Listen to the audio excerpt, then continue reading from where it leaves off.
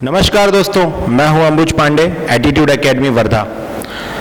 आज का ये वीडियो हमारा एक मोटिवेशनल वीडियो है। स्टूडेंट्स के बहुत सारे अनसुलझे सवालों का जवाब देने मैं आप सबके बीच बुलाना चाहता हूं आईआईटी बॉम्बे के फाइनल ईयर के स्टूडेंट और हमारे पुराने स्टूडेंट अमन बाराहते का। अमन बैठिए। दोस्तों, इस सिंपल से दिखने वाले बच्चे ने कैसे किया, कई सवाल मेरे पास हैं, उसमें से बहुत सारे सवाल आपके सवालों का जवाब दे सकते हैं। तो चलिए स्टार्ट करते हैं। स्वागत है आपका। Thank you sir for such a nice introduction. तो सबसे पहले मैं अपने माता पिता और सारे गुरुओं को प्रणाम करना चाहूँगा एंड ऑल्सो मैं सर को थैंक यू कहना चाहूँगा जिन्होंने मुझे यहाँ आने का मौका दिया एंड मौका दिया कि मैं यहाँ पे सारे स्टूडेंट्स को मोटिवेट कर सकूँ। तो मेरा नाम है अमन बाराहते, मेरे पापा का नाम है Gopal Barahate and my mother's name is Archana Barahate. मैं यही गणेश नगर वर्धा में पला बड़ा हूँ। मैंने अपनी स्कूलिंग भी यहीं से कंप्लीट की है एंड अब मैं आईआईटी बॉम्बे का 4th ईयर स्टूडेंट हूँ and I am pursuing my BTech degree in aerospace engineering. Okay Aman, आपने अपने आप को इंट्रोड्यूस कर दिया। जैसा कि आप लोगों ने सुना कि अमन भी वर्धा से बिलोंग करते हैं और अब अमन वर्ल्ड के, इंडिया के टॉप मोस्ट कॉलेजेस में से एक में पढ़ रहे हैं। उनका फ्यूचर एकदम सेट है। मैं अमन से सवालों के पहले ये जानना चाहूँगा ताकि मेरे व्यूअर्स ये बात को समझ सकें, क्या आईआईटी में जाना चाहिए? क्या आईआईटी के लिए स्टडीज़ करनी चाहिए? कितना ज़रूरी है आईआईटी में जाना? वहाँ की लाइफ क्या है? इसका जवाब पहले मैं अमन से पूछना चाहता हूँ। तो सर, हम बचपन से इसलिए पढ़ते हैं या फिर हमें इसलिए पढ़ने के लिए कहा जाता है ताकि हम आगे जाके एक सेटल ज़िंदगी जी सकें, एक अच्छी लाइफ जी सकें। तो अगर अपन 2 साल पढ़ने पे अपने को इंडिया का सबसे अच्छा कॉलेज मिल जाता है, अगर अपने को पता था कि इस कॉलेज में जाने के बाद अपने को एक वेल सेटल्ड लाइफ पक्का से मिलने वाली है, तो फिर इसके लिए 2 साल इन्वेस्ट करना क्यों, मतलब किसी भी मायने में बुरा नहीं होगा। मतलब हम सबको 2 साल तो काफ़ी मेहनत करनी चाहिए कॉलेज में जाने के लिए। अमन, मेरा सवाल अब ये है आपसे कि जब आपका आईआईटी में सिलेक्शन हुआ, जेईई मेंस और एडवांस आपने क्लियर किया, तो आपके अंदर कैसी फीलिंग आई थी? आप कितने खुश थे? पेरेंट्स, रिलेटिव्स, इन सब के बारे में थोड़ा बताइए कि आपका वो एक्सपीरियंस कैसा था जिस दिन आपका सिलेक्शन हुआ और आपको ये बात पता चली। डेफिनेटली सर, काफ़ी खुशी हुई थी। मैं ही नहीं, मेरी पूरी फैमिली खुश थी। मेरे मम्मी पापा खुश थे, मेरे भाई बहन, मेरे कजिन, सारे रिलेटिव्स बहुत खुश थे। सबके फ़ोन्स आ रहे थे एंड देवर लाइक कि अभी तू मतलब हमारी पूरे फैमिली की शान बन गया एंड अभी तू कहीं भी जाके इंडिया को रिप्रेजेंट कर सकता है। वो बहुत खुश थे कि तू पूरे इंडिया के सबसे बेस्ट कॉलेज में सिलेक्ट हुआ है। ओके, तो अमन, हम लोग एक असेंडिंग ऑर्डर में जाएंगे। असेंडिंग ऑर्डर मतलब मैं इनसे ऐसे सवाल करूंगा दोस्तों कि इन्होंने 11th-12th टाइम पे क्या किया, कैसे पढ़ाई की, और फिर कॉलेज में एंट्री एंड देन फिर आगे की लाइफ। हम ऐसे जाएंगे, राइट, जिसमें हमें सारे सवालों के जवाब मिल जाएंगे। तो सबसे पहला अब जो मेरा इनसे क्वेश्चन है, स्ट्रेट फॉरवर्ड, जो अभी ये जो आंसर देंगे जो हमारे बच्चों के काम आएगा, प्लीज उसे नोट करिएगा अगर आप 11th-12th के स्टूडेंट हैं, कि आपको कैसे तैयारी करनी है जेईई मेंस और एडवांस के लिए, आईआईटी में एडमिशन लेने के लिए। हम ये जानना चाहेंगे अमन से, अमन बाराहते से ये जानना चाहेंगे कि 11th-12th में शुरुआत से अंत तक इन्होंने स्टडी कैसे की। और गाइज, सबसे रिक्वेस्ट है कि प्लीज इन पॉइंट्स को नोट करिएगा, ठीक है, एंड ट्राई करिएगा कि आप इसे फॉलो कर सकें। तो सर, जब मैंने अपनी जर्नी स्टार्ट की थी तब मैं भी एकदम नॉर्मल पढ़ता था, जैसे कि 2-3 घंटा पर डे, जो कि अपना 10th का नॉर्मल फ्लो होता है। तो मैं भी उसी फ्लो में था। फिर जब 2-3 महीने बीत गए तो मुझे ऐसा लगा कि यार नहीं, मतलब ये जो टाइम था मेरा 2-3 घंटे पढ़ने का, वो उसके साथ मैं जो इतना वास्ट कोर्स है JEE का, मैं उसके साथ कोप अप नहीं कर पा रहा था। भले मेरे मार्क्स मेरे आजू बाजू वाले बच्चों से ठीक ठाक आ जाते थे, बट फिर भी मुझे ऐसा लगता था कि यार मुझे इसे कंप्लीट करके क्या ही करना है, मुझे तो अपना आईआईटी का एम देखना था। तो इसलिए फिर मैंने सोचा कि यार इतने कम पढ़े से कुछ नहीं होगा। फिर मैंने अपना पढ़ाई का टाइम बढ़ाना चालू किया। पहले मैं 2-3 घंटे से 5-6 घंटे तक पहुंचा। फिर जैसे जैसे मैंने अपना टारगेट बढ़ाना शुरू किया, नंबर ऑफ क्वेश्चंस का, नंबर ऑफ थियरी का, मतलब मुझे आज कितने लेसन्स करने, मुझे आज कितने क्वेश्चंस करने पर लेसन, तो वो अपने आप टाइम बढ़ता चलेगा। मैंने कभी टाइम की तरफ ध्यान नहीं दिया, मैंने बस अपना टारगेट सेट किया। फिर उसके लिए चाहे कम टाइम लगे चाहे ज़्यादा टाइम लगे, मुझे फ़र्क नहीं पड़ता था, बस मुझे अपना टारगेट कंप्लीट करना था। मेरा वही एक एम था। तो कभी जब मेरा 11th कंप्लीट हो गया तो 12th के स्टार्टिंग में मैं 10 या 12 घंटे के आसपास पर डे के करीब पहुंच गया था। बट वो ऐसा नहीं था कि मुझे आज 12 घंटा पढ़ना है। अगर आज मेरा टारगेट है जो अगर 8 घंटे में कंप्लीट हो रहा है तो ठीक है, हो गया टारगेट कंप्लीट। अगर मुझे 14 घंटा लग रहा है, 15 घंटा लग रहा है, फिर भी मैं बैठूंगा, चाहे रात हो जाए चाहे दिन, मुझे फ़र्क नहीं पड़ता था, बस वो टारगेट कंप्लीट करना था। ओके, जैसा कि आपने इनसे सुना 2 घंटे 4 घंटे स्टडी, मैं इसलिए कोटक में उसको वापस से रिपीट इसलिए कर रहा हूँ ताकि आप उसे लिखें। 2 घंटे 4 घंटे स्टडी, फिर ये 10 से 12 पे गए। इनका एक टारगेट होता था। सबसे बड़ी बात है कि इनका हर दिन का टारगेट होता था। आप ये याद रखिए, या हमारा मंथली टारगेट नहीं होता है ना बच्चों? सही बोल रहा हूँ मैं? इनका हर दिन का टारगेट होता था भाई। ये हर दिन का टारगेट बनाते थे और उसको कंप्लीट करते थे। चलिए इनसे अगला सवाल पढ़ाई से रिलेटेड ही करता हूँ कि ये बुक्स कैसे रेफर करते थे, और क्या ये अलग अलग बुक्स पढ़ते थे या किसी एक बुक को लेके फोकस करते थे? जैसे होता है कि नॉर्मली ये बुक भी ले लो भाई, पैसे घर में बहुत पड़े हुए हैं ना, ये बुक भी ले लो, वो बुक भी ले लो, ये ले लो, वो ले लो, सोचते हैं बुक खरीद के ही हम लोग IIT पहुंच जाएंगे। क्या ऐसा सच है?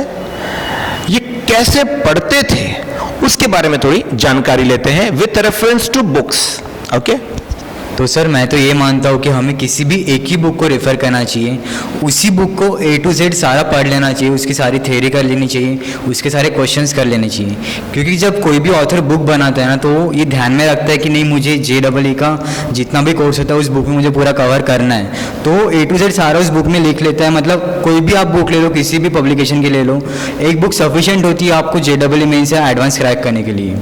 फॉर एग्जाम्पल मैं फिजिक्स के लिए अपनी SC वर्मा प्रेफर करता था। मैंने SC वर्मा को कम से कम 4 या 5 बार अपने 2 साल के स्पैन ऑफ टाइम में कंप्लीट कर लिया था। मैंने 4-5 बार उसकी थ्योरी पढ़ी, 4-5 बार सारे उसके क्वेश्चंस किए, जो भी ऑब्जेक्टिव एक्सरसाइज वगैरह होती सारे मैंने 4-5 बार कर लिए थे। उसके बाद अगर मुझे लगता था कि नहीं, मुझे थोड़ा और क्वेश्चंस देखने चाहिए, उसके बाद मैंने एक सिर्फ क्वेश्चंस के लिए DC पांडे की बुक ली थी।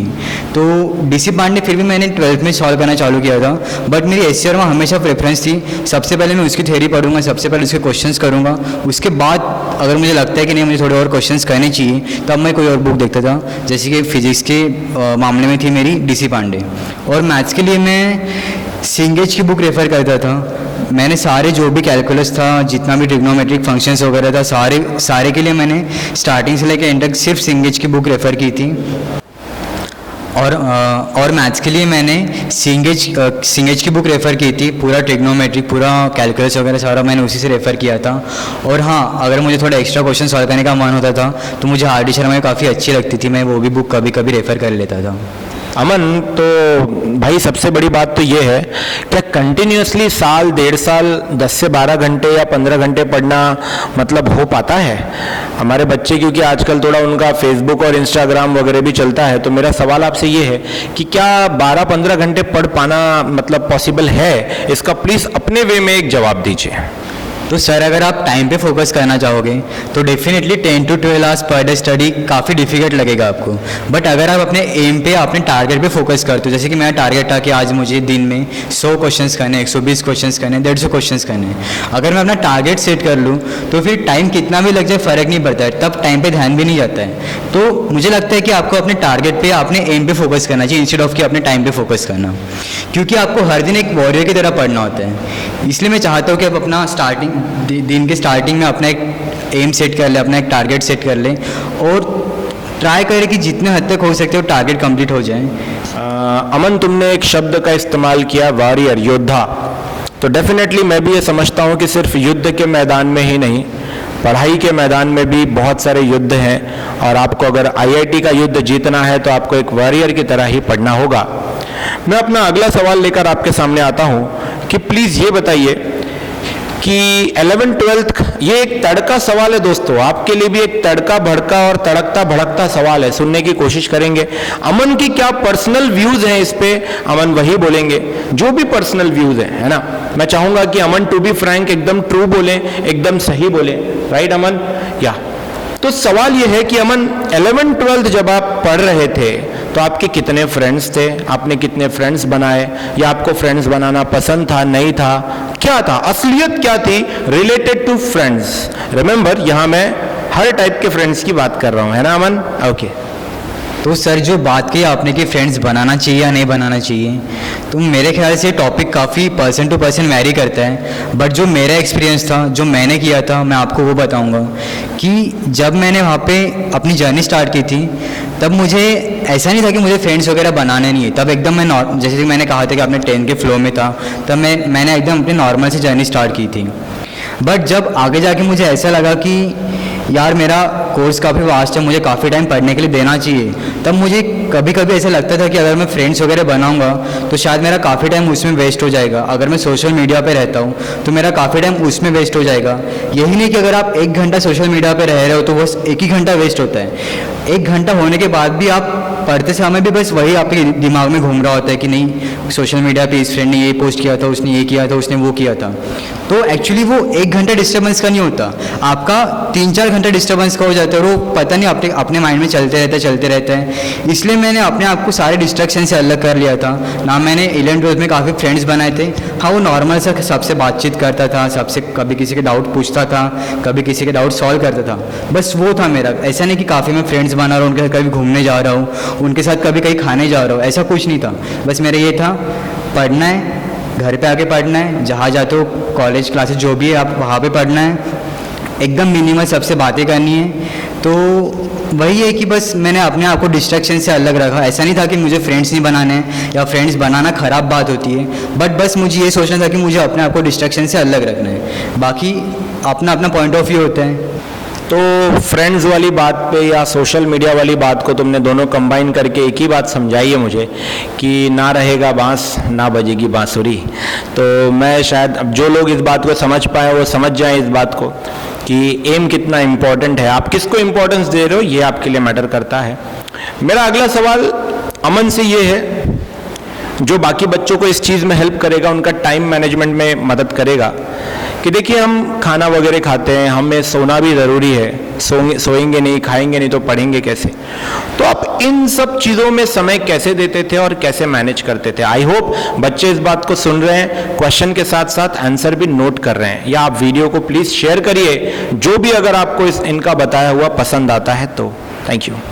तो सर जो आपने बात की खाने और सोने की टाइमिंग की, तो मैं जनरली अपने 11-12 के डेली रूटीन के टाइम में काफ़ी सीरियस था, काफ़ी डिसिप्लिन भी था, क्योंकि मैंने अपने हर चीज़ को एक टाइम असाइन कर दिया था कि मुझे सोना है बस 7 घंटा, ना 7 घंटे से कभी कम सोना है ना उससे ज़्यादा सोना है। कम सो जाए चलेगा बट ज़्यादा तो कभी नहीं सोना है, क्योंकि पता नहीं, क्योंकि मेरा एक एम था, मेरा एक टारगेट था, मुझे उसके लिए अपना टाइम मतलब सारा टाइम उसके लिए अपना इन्वेस्ट करना था। तो अगर मैं कभी सोने के लिए 10 या 15 मिनट भी ज़्यादा इन्वेस्ट कर देता था तो मुझे दिन भर वो गिल्ट रहता था। सिमिलरली गोज़ फॉर खाने के लिए भी, मुझे खाने के लिए अगर मैंने 15 मिनट असाइन किया है तो मुझे उस चीज़ में ना अपना आधा घंटा देना है ना 45 मिनट देना है, बस मुझे 15 मिनट में खाना पीना है, उसके बाद 5 मिनट थोड़ा रेस्ट करना है, वापस पढ़ाई पे लग जाना है। तो ये मेरा डिसिप्लिन था डेली रूटीन में। और रही बात टाइम वेस्ट करने की, तो अगर आप पढ़ाई के अलावा कहीं भी थोड़ा सा टाइम दे रहे हो तो इसका वो हर टाइम वेस्ट नहीं होता है। जैसे कि अगर मैं 1 घंटा पढ़ रहा हूँ या 1.5 घंटा पढ़ रहा हूँ, बट उसके बाद मुझे अपने माइंड को रिलैक्स भी करना पड़ेगा, क्योंकि अगर मैं 1 घंटा पढ़ रहा हूँ तो जैसे अपन सांस लेते हैं, तो जब अपने सांस इंटेक करते हैं तो बेसिकली वो एक टाइम के बाद पूरी सांस पैक हो जाती है, उसके बाद अपन ले नहीं सकते, तो अपने आप को लंग्स को थोड़ा रिलैक्स करना भी ज़रूरी होता है। तो सिमिलरली गोज़ फॉर माइंड, अपन जब कुछ पढ़ते हैं तो बेसिकली अपन जो नॉलेज होता है वो अपन इंटेक कर रहे हैं, तो कुछ टाइम बाद अपने को माइंड को भी थोड़ा रिलैक्स देना पड़ेगा। तो इसलिए अगर आप 1 घंटा पढ़ते हो, 1.5 घंटा पढ़ते हो, जब भी आपको लगता है कि नहीं यार मैं सैचुरेट हो चुका हूँ, तो आप 5-10 मिनट थोड़ा इधर उधर गाना सुन लो, थोड़ा इधर उधर घूम लो, वो टाइम वेस्ट नहीं होता। वो ऐसा होता है कि नहीं अपन अपने माइंड को रिचार्ज कर रहे हैं, तो उसको टाइम वेस्ट नहीं कहेंगे अपन। तो आपका जितना भी होता है एक मैक्सिमम, जो भी मैक्सिमम लिमिट होता है आपका, मुझे 1 घंटा पढ़ सकते हो, 1.5 घंटा पढ़ सकते हो, चलेगा। उसके बाद 10-15 मिनट थोड़ा रिलैक्स कर लो, वापस पढ़ने पे आ जाओ। बस रिलैक्सेशन का मतलब ये नहीं होता कि आपको बस एक बार उस जोन में चले गए तो 15 मिनट चले गए, आधा घंटा चला गया, 1 घंटा चला गया, पता ही नहीं चला। उसका भी एक टाइम होना चाहिए कि नहीं 5 मिनट 10 मिनट में अपना माइंड रिचार्ज हो रहा है, बस हो गया। अमन, आपने कहा कि ज़्यादा देर पढ़ाई करो और बीच बीच में अपने ब्रेन को, अपने माइंड को रिलैक्स करने के लिए, शरीर को रिलैक्स करने के लिए थोड़ा सा आप अपने आप को रिफ़्रेश कर सकते हैं। बट यहाँ मैं आपको ये कहूँगा कि हमारे स्टूडेंट्स कॉन्ट्रडिक्शन पे बिलीव करते हैं, वो रिलैक्स बहुत ज़्यादा करते हैं ना, और थोड़ा थोड़ा पढ़ लेते हैं क्योंकि क्लास होती है। तो दोस्तों देखिए कौन सी बात फॉलो करनी है, मेरी बात को बुरा ना माने, कौन सी बात फॉलो करनी है, ये आप समझदार हैं, समझ सकते हैं। अमन की बातों को समझिए, नोट करिए, वो क्या कह रहे हैं, क्यों कह रहे हैं, हो सकता है वो आप कर सकते हो। और ये वीडियो देखने के बाद बहुत से बच्चे उसकी तैयारी में लग जाएं। अगर उन्होंने 2 साल भर इस बात को फॉलो कर दिया तो शायद आप में से भी कोई IITian बनेगा, और अच्छा IITian बनेगा, अमन से भी अच्छा IITian बनेगा। मेरा अगला सवाल अमन के लिए है कि अमन, आपके पेरेंट्स का इसमें कहाँ तक रोल रहा है? अगर आप थोड़ा सा शॉर्ट में समझाएं, क्योंकि माता पिता से ज़्यादा कोई अपना होता नहीं है, तो मैं पेरेंट्स का रोल आपसे पूछना चाहता हूँ कि पेरेंट्स का रोल आपके इस जर्नी में कहाँ तक और कैसा रहा है? तो जैसे कि सर ने कहा कि पेरेंट्स से ज़्यादा अपना कोई नहीं होता है। डेफिनेटली, चाहे वो JEE की जर्नी हो, चाहे वो लाइफ की कोई भी जर्नी हो, पेरेंट्स का हमेशा काफ़ी इंपॉर्टेंट रोल होता है। एंड ऑफ कोर्स मेरे भी जर्नी में मेरे पेरेंट्स ने काफ़ी सपोर्टिव थे, उन्होंने काफ़ी मुझे सपोर्ट किया। उन्होंने हर टाइम पे मुझे कभी ऐसा पढ़ाई के लिए फोर्स नहीं किया, या फिर मैं अपना इंसिडेंट मतलब अपना एक्सपीरियंस शेयर करता हूँ कि जो मेरे पापा मुझसे कहते थे, उनका ये कहना था कि देख बेटा, अगर तुझे करना होगा तो तू कर लेगा, खुद से भी कर लेगा, मैं चाहे तुझे कितना भी कह लूँ। अगर तुझे करना होगा तो तू कर लेगा, अगर तुझे नहीं कर, अगर तूने ठान लिया कि नहीं तुझे इसमें इंटरेस्ट नहीं है, तुझे नहीं करना है, तो फिर मैं चाहे जितना कह लूँ, तुझे जितना फोर्स कर लूँ, तू नहीं कर पाएगा। क्योंकि आप अपने बच्चों को कितना भी प्रेशराइज करो किसी चीज़ को करने के लिए। तो जैसे कि सर ने कहा कि पेरेंट्स से ज़्यादा अपना कोई नहीं होता। ऑफकोर्स अपनी चाहे JEE की जर्नी हो या फिर लाइफ की कोई भी जर्नी हो, पेरेंट्स सबसे इम्पोर्टेंट रोल प्ले करते हैं। तो मेरी भी JEE की जर्नी में मेरे पेरेंट्स ने काफ़ी मुझे सपोर्ट किया, उन्होंने काफ़ी मेरा साथ दिया। हर टाइम पे उन्होंने मुझे पढ़ाई के बारे में कभी नहीं पूछा। तो इस कारण मतलब उनका हमेशा ऐसा था कि जब भी मुझे फ़ोन करते, जब भी मुझसे बात करते थे, बेटा तूने खाना खाया, बेटा तेरी तबीयत कैसी है, कभी पढ़ाई के बारे में पूछा नहीं। इससे मुझ पे क्या इम्पैक्ट होता है कि मुझे ऐसा नहीं लगता कि जो मेरा एम है, जो मेरा टारगेट है, वो एक्चुअली मेरे पापा का भी टारगेट है, फिर मेरे पेरेंट्स का भी टारगेट है। क्योंकि क्या होता है कि अगर आपके पापा, जब आप अपने पापा के, अपनी मम्मी का टारगेट कंप्लीट करना चाहते हो ना, तो वो टारगेट कंप्लीट करने के साथ साथ अपने मन में एक प्रेशर भी होता है कि यार अगर मैं नहीं कर पाया तो, वो अलग वाला प्रेशर भी होता है, जो प्रेशर डेवलप हो जाता है कि अगर मैं अपने पेरेंट्स का सपना पूरा नहीं कर पाया तो क्या होगा।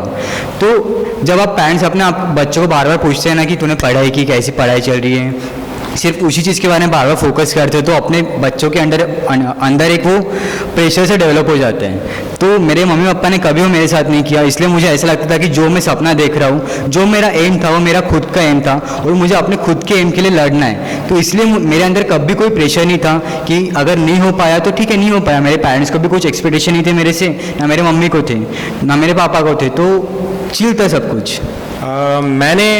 मैं मेरे बारे में बताता हूँ थोड़ा सा। मैंने एक पर्सनल चीज़ एक्सपीरियंस की है अमन, कि पेरेंट्स से ज़्यादा अपना कोई नहीं होता है। आपके वेलविशर्स बहुत होते हैं, आपके फ्रेंड्स बहुत होते हैं, बट सब समय आने पे गायब हो जाते हैं। और जब आप बहुत सैड होते हो, बहुत परेशान होते हो, तो आपके मन में पेरेंट्स का इमेज चल रहा होता है। आप सोचते हो कि आप उनसे सब कुछ शेयर करो। दोस्तों 8th 9th 10th 11th ये एज बहुत ही ज़्यादा रेडियो एक्टिव एज होती है, ऐसा बोल सकते हो। बहुत रेडिएशंस आपके दिमाग में आती और जाती रहती हैं, है ना, बहुत ख्याल आते जाते रहते हैं। आप जिस भी परेशानी में हो, जिस भी प्रॉब्लम में हो, प्लीज़ अपने पेरेंट्स से बात करो। डिप्रेशन में ना जाओ। IIT हो, नीट हो, बड़ी से बड़ी एग्जाम हो, वो सब बाद में आती है। डिप्रेशन में ना जाओ।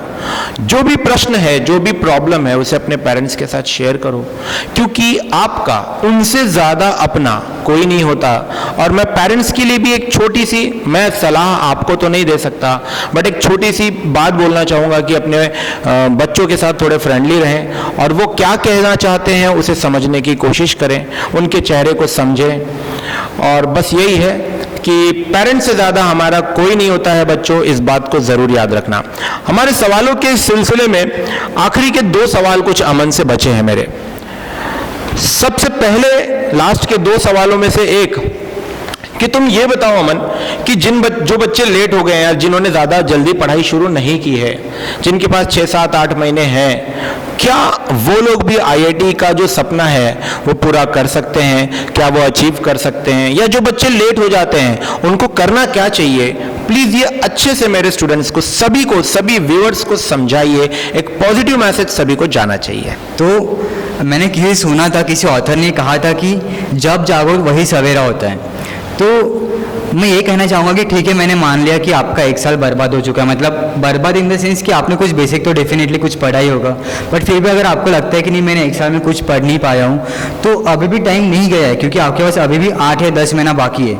आप अभी भी कुछ अपना प्लान करके अपनी पढ़ाई को मैनेज करके सब कुछ अच्छे से कर सकते हो। आप एडवांस भी क्रैक कर सकते हो, आप JEE मेंस भी क्रैक कर सकते हो, आप CET नीट जो भी हो सकता है आप सब क्रैक कर सकते हो।